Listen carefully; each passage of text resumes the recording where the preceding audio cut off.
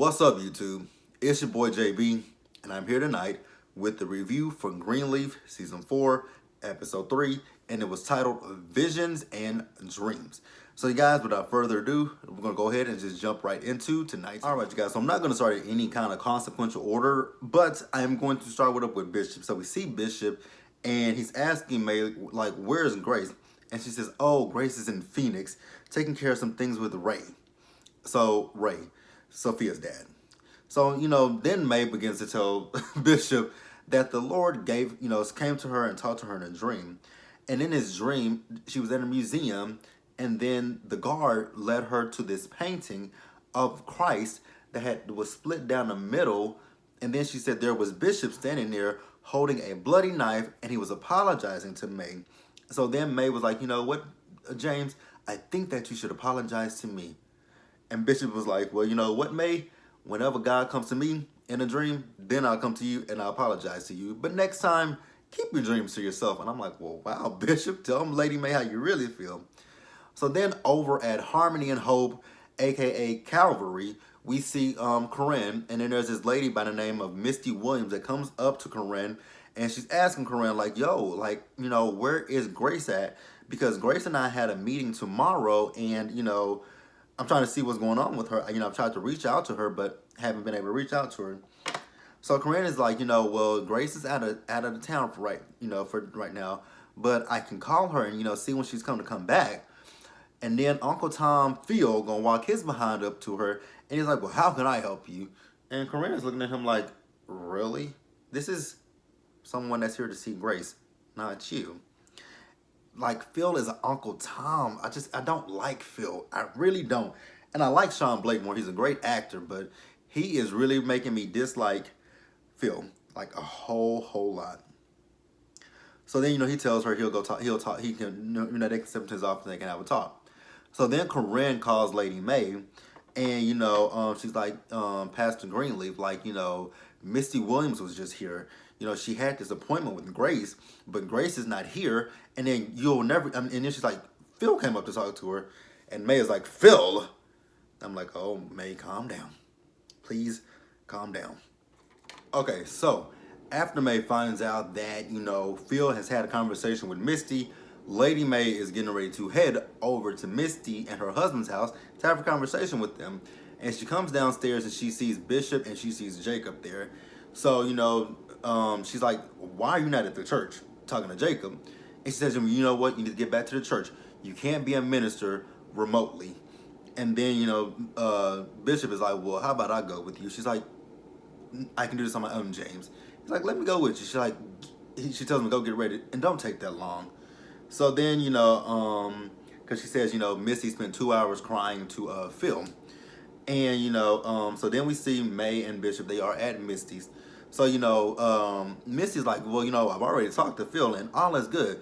And May is telling her, like, well, May and Bishop are telling Misty, like, you can have a conversation with us, right? She's like, oh, no. It was originally supposed to be with Grace, but then Phil stepped in, and Phil is amazing, so I'm okay. It's all good. You guys don't have to worry about anything. So then May is, asking Bishop, she's like, can you pull the car around, James? And he was like, pull the car around. She's like, yes, James. It's a little cool out. Can you warm the car up for me? He was like, warm the car up. Okay, gotcha. So that leaves May to talk with Misty.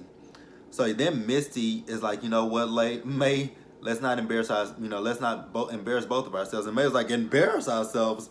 How will we do that? So then, Misty goes on to tell Lady May that the reason that she met with Phil and she was supposed to meet with Grace is because she was, Grace was supposed to go with her the next day to an intervention for her daughter, Denise, who is back on pills. And May's like, she's back on pills? And she was like, yes. And then May was like, well, I can go with you. Don't you know that, right? And she was like, no, we were good. So and she said, here's the reason why I said, let's not embarrass ourselves. And she says that them voting for Hope, Harmony and Hope to take over was not to get Bishop out of the church. It was to get her out of the church. And May was like, wait a minute. What have I ever done? She said, what have I ever done? So this is when Misty goes into detail about it. She was like, everyone in the church feels like May knew what Mac was doing to, the girls, Faith and Gigi. And then she said, I never knew anything about that. Like, she says, well, we felt like, knew about it. And we felt like, he was using his scholarship money to keep them quiet. And you can just look at the hurt on May's face. And then she goes out to the car with Bishop. And Bishop asked her, did everything go right with you since I wasn't meddling? And she says, I don't want to talk, James. And I really did feel 100. I felt so bad for Lady May in that point. Like, those are her daughters. Like, you really believe that she knew that her pedophilic brother was sitting there molesting and raping her kids? Like, no matter who he is, like family or no family, I just cannot say, I can't believe that they would say that they felt that she knew what Mac was doing this whole time. Like, I just cannot believe that they would say that. Like that, I think that was jacked up, for real, for real. So then we see Lady May, she's at the house and she's looking at these little small Polaroid camera, these photos. Actually, before that, she calls Grace and she's asking Grace, like, when is she gonna return? And Grace said, I'll be back at the end of the week. Why? And she says, you need to hurry up and get back, Grace, because Phil Dumont, he is, basically like what Mama D says on Love Hip Hop. He's running amok in the church. He's talking to he's getting in with the deacons. He's doing, he's trying to slither his way into the church. And I was just like, okay, May, think you're going a little bit overboard, but whatever. And, she tells Grace, like, I need you back, like, tomorrow. And Grace says, you know what, I'll be back tomorrow. So then we see Bishop. He goes into the room with Lady May. And he told her, you know what, I was wrong about your dream. Maybe I should have listened to you a little bit deeper. And she says, no, that dream was for me, and it was a warning. And then she's looking at that photo of Faith. And she asked Bishop, does he think that she knew? And he says, no, is that what Missy said to have you so upset? And he says, no, I don't believe you knew that, what was going on between Mac. And I'm so glad that Bishop said that to her, because you could see, you could just see how that was just in her brain. And it was seared there that they would really believe that she was this monster who knew that her brother was molesting, raping her kids. Like, again, like, I just don't understand how you can physically come out of your mouth and say that to another woman. Like, she has a child, Denise, who's on pills. Like, would you want someone to come to you and say, oh, you knew that Denise's father was raping her or molesting her? Would you want someone to tell you that? That's not something you want to hear. You don't want someone to tell you, because that's basically telling May that she was a bad parent to her kids. I don't think May is a bad parent. I don't think May knew anything about what, Mac was doing, because Mac was a good manipulator, like excellent manipulator. So I just don't believe that she knew. You can't tell me otherwise. And like I said, I'm just glad that Bishop, told her that, like, because she needed to hear that. She really did. Like, that was jacked up. Like, really, really jacked up. So then Grace does return back home, and they looking at the old photos. And then, Bishop asks Grace, is everything okay out there in Phoenix? She says, oh, Daddy, it's okay. Then that snake Charity, who I really want to reach through the TV and just slap her face, because she's irritating me. Oh, God, Charity is irritating my life. Something serious. But Charity says, well, did you meet with Phil? How was everything with Phil? She says, I didn't meet with Phil. Where'd that come from? I'm like, Charity, shut up. Like, one minute you want to feel bad for Charity because she's so stupid and she's gullible and she'll fall for anything that a man will say. But then on the other side, it's like, Charity, I don't feel jack diddly squat for her. I'm trying not to cuss you guys with this video. But it's just like, shut up. Like, I just really want to reach for the TV, just choke Charity, just slap Charity, just do everything physical to Charity, with the exception of having sex. But just want to wring her neck, because she's irritating my spirit and my soul. Praise Jesus, because praise Jesus, because she's working it. Praise him, praise him. Bless Charity for me.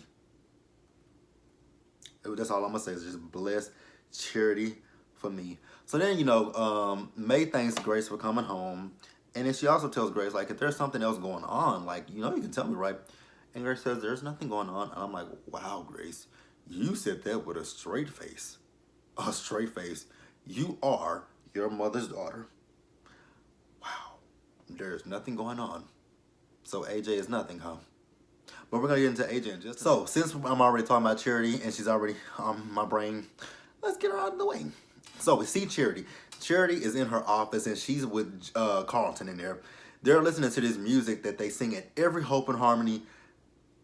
Harmony and Hope. That's what it is. Harmony and Hope. They're listening to the music that they sing at every Harmony and Hope every Sunday. And this is one thing that I absolutely 100% agree with Charity on. That music selection was horrible. Like, what in the white Jesus was that? Like, I'm just like, oh no. What is this we're listening to? This is blasphemy. This is an abomination. This is not godly. Not in the black church. No offense to my Caucasians, but that's not something you would hear in the Church of God in Christ. Like, no. Like, give me some upbeat. Give me some tambourines. Give me some drums. Give me the organ. Give me the piano. Like, give me something. But that gave me absolutely nothing. There was no feeling. There was no emotion behind that. There was no Jesus behind that. There was nothing of God behind that. That just sounded like something that they went in the studio, said, hey, we want you to sing this. We're going to sing this at every single Harmony and Hope. Like, it just doesn't feel like there's any kind of emotion, anything behind that. So I was with Charity. For once, I agreed with Charity. So Charity wants to email, Bob's daughter. What is her name? Judy. So Carlton's like, no, can't do that. Oh, excuse me, I'm burping. Carlton said, no, can't do that. Grace told me that if I want to talk to Judy, that I got to talk to her. She said, fine, I'll talk to Grace. But Grace is not in town. Grace is in Phoenix. So then we see Charity. She sees Zora a little hiding in the pants behind. And, Zora's there to see Dante because her dad is icing her out. And Charity gives her a high five. I'm like, of course you would. Of course you would. So then Charity is asking Corinne, like, where's Grace?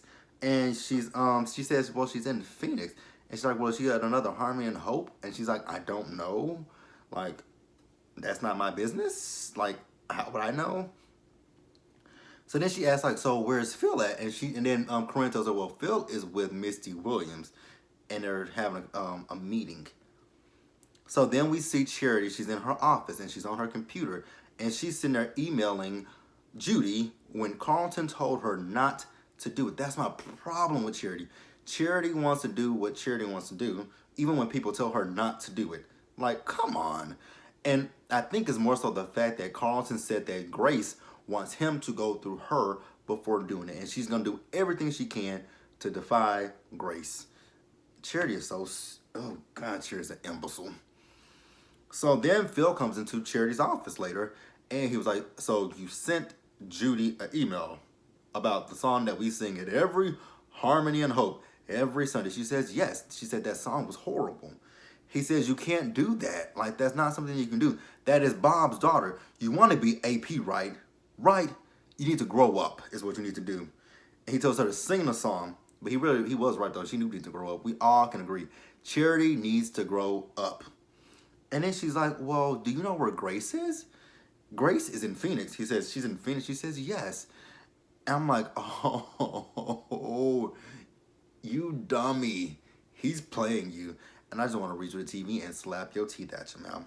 So then we see Phil. He's calling around, checking on Grace. And I'm like, so are you Grace's father now? You're her daddy. You're her husband. You're her man. Like, what are you? Because you are like a surgeon. You're like a sergeant. You're like a general. You're like an enforcer of sorts. He's irritating my spirit.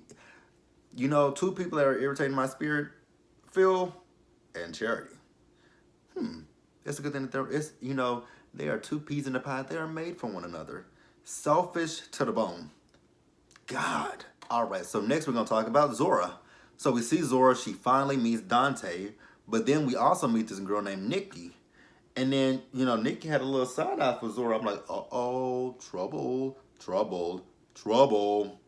And, so then Jacob, she takes them to go get some coffee. And then Jacob finally joins them. And, that left. So then Jacob, like I said, Jacob came to join him.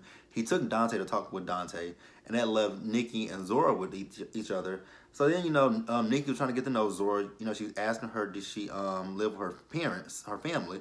She says, no, I have my own place on the estate. She said, estate.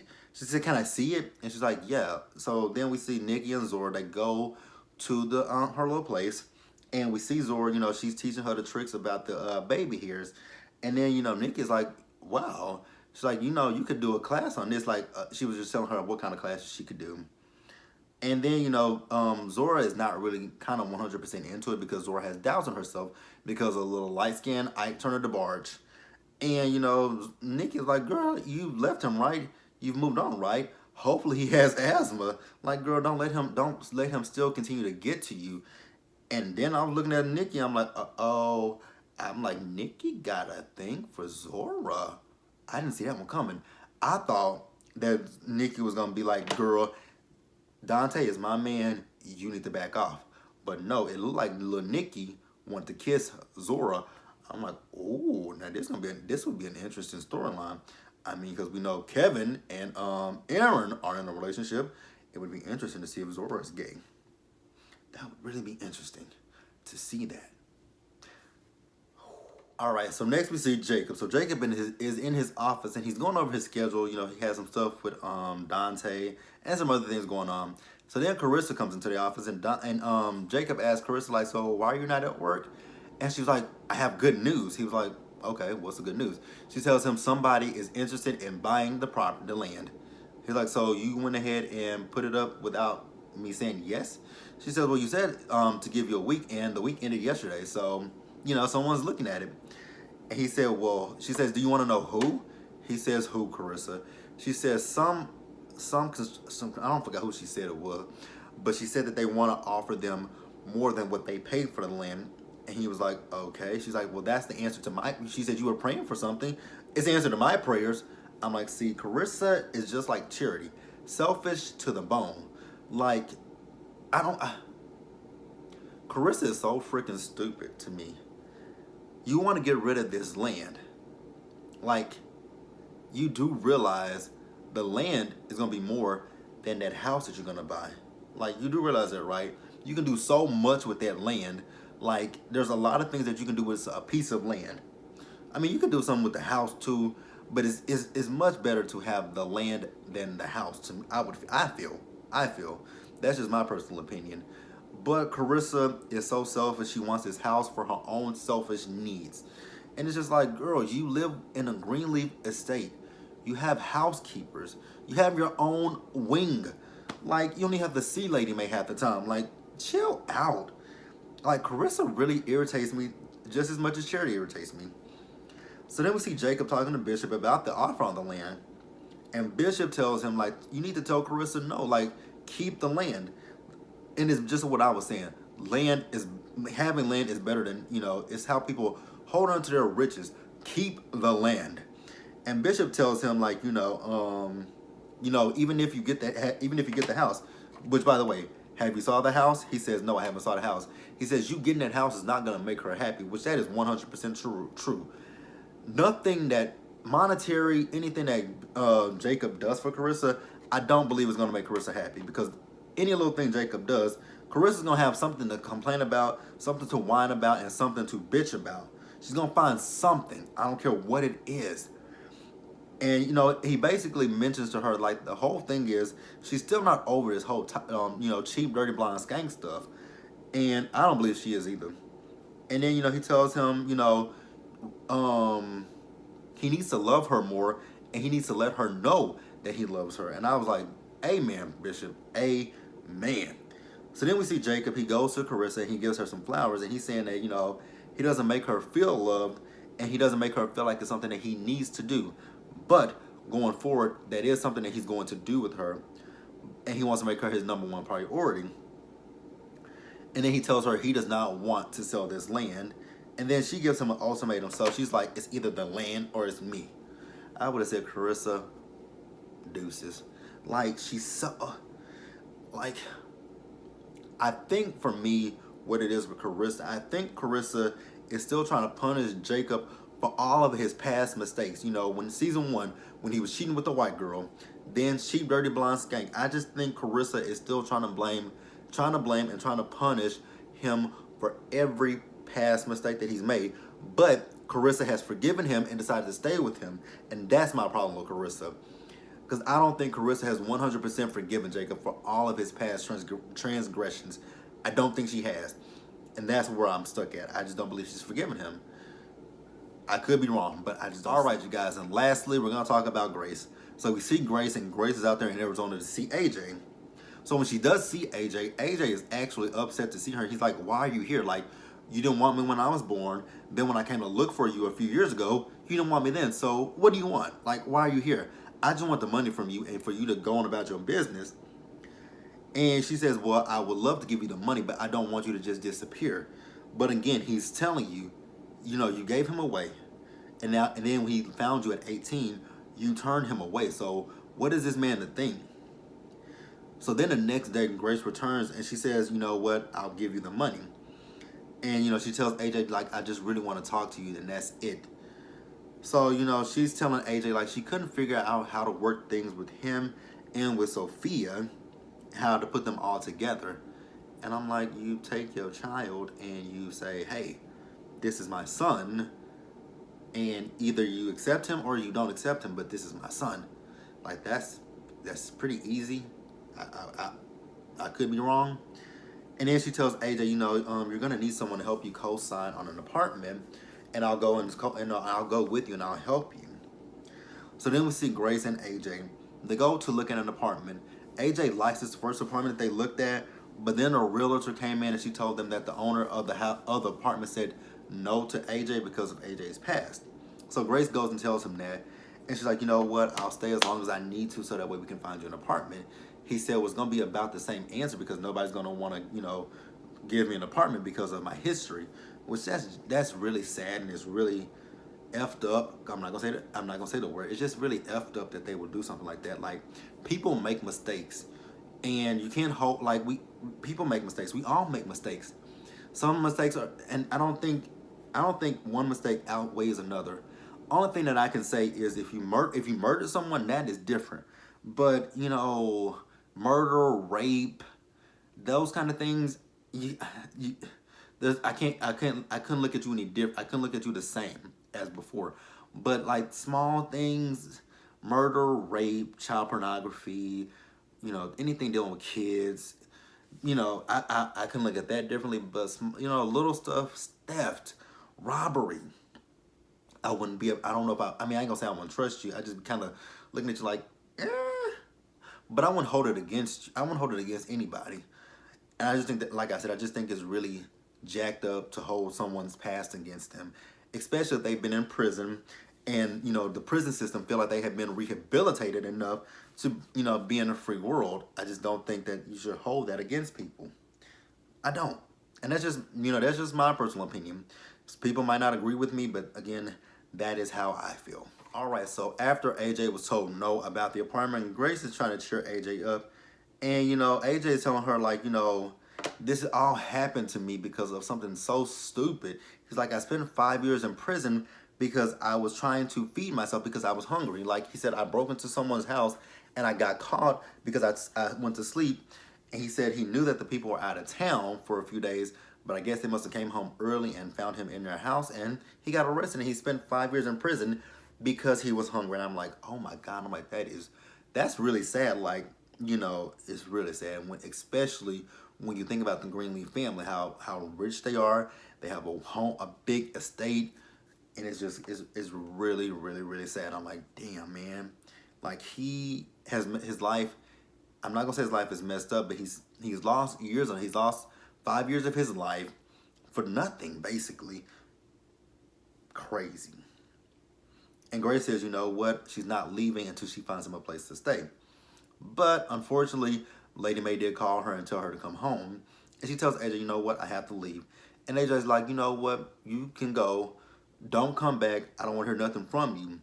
But then once Grace gets back to Memphis, she does call AJ and she tells him, you know what? I want you to come home. I'm like, ooh, how is this going to work out? Like, ooh, I cannot wait to see how this plays out. So you guys, that was Greenleaf. Be sure to like the video, leave your comments, subscribe to the channel, and I will see you guys later.